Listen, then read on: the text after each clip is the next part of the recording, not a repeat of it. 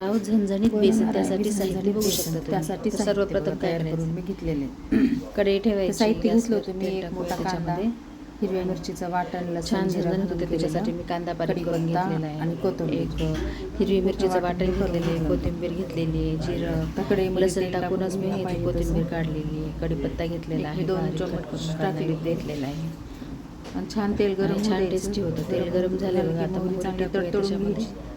परत थोडं जिरं टाकून घ्यायचं. जिरं हे चांगलं तळून घ्यायचं आणि तेल गरम असल्यामुळे कांदा तळायला काही छान असा कांदा सोनेरी होईपर्यंत, कांदाही छान सोनेरी होईपर्यंत तळून घ्यायचा.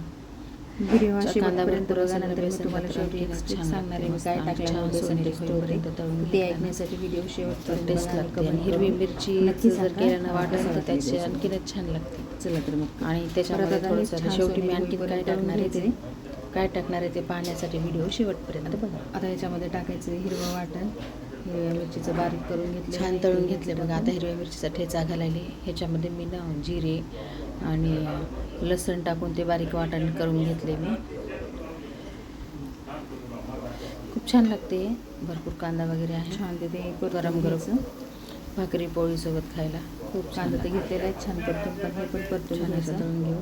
परत टाकायचा कढीपत्ता, कढीपत्ता खूप कढीपत्ता तर भरपूर असा आवडते बेसनमध्ये मला. छान आवडते कढीपत्त्याने असं हिरवं छान.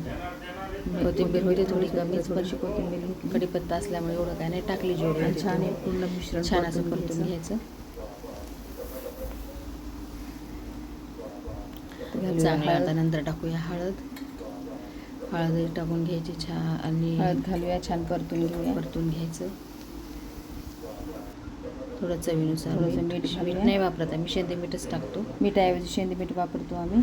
आणि बघा हे काय बघा, मी म्हणलं ना शेवटपर्यंत व्हिडिओ बघा. हे भाजलेली शेंगदाणे भाजी साल काढून 2 तुकडे केले आणि ते टाकले. एवढा टेस्टी लागते ना हे बेसन. तुम्ही केले एवढं छान लागतं, टेस्टी येते शेंगदाण्याचं बेसन. आणि कमेंटमध्ये नक्की सांगा कशी नक्की करून कशी वाटली रेसिपी कमेंटमध्ये सांगा. खूप छान लागते शेंगदाण्याचं बेसन. छान लागते शेंगदाण्याची टेस्ट. छान भाजलेले शेंगदाणे घ्यायचे, मग त्याचे 2 तुकडे करायचे साल काढून.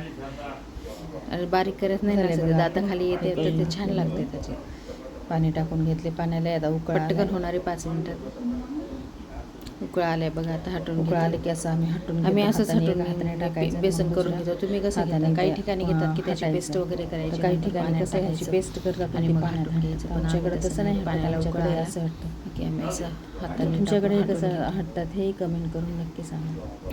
अशा प्रकारे आणि तुम्ही पण हे अशा प्रकारचं बेसन एकदा करूनच बघा. आणि व्हिडिओ आवडला असेल तर लाईक करा, शेअर करा आणि सबस्क्राईब करा. थोडं मीडियम पाहिजे, कमेंट करायला विसरू केलं. नका. घट्ट नाही पाहिजे. हे बघा आता बेसन आपलं तयार पाहिजे असं तर तुम्ही घट्टही करू शकता, पण आम्हाला मीडियम पाहिजे म्हणून आम्ही मीडियम केलं. बुडबुडे येत आहेत त्याला मस्त छान असेल बुडबुडे. छान लागते गरम गरम पोळी शिळ्या भाकरीसोबत. त्याची चवच काही वेगळी असते, टेस्टच वेगळी असते शिळ्या भाकरीसोबत. गरम गरम खूप छान लागते शिळ्या भाकरी. शिळ्या भाकरीसोबत तर राहिली असेल कुठं तर ती पण शिळी भाकरी आणि बेसन तयारी झाले बघा. हे बघा राहिलेले तेवढे छान असं कलर आलाय छान घ्यायचे.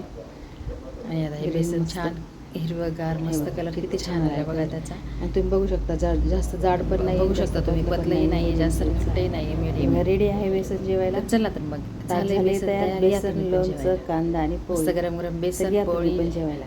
लोणचं आणि कांदा. कसं वाटलं बेसन कमेंट करून नक्की सांगा.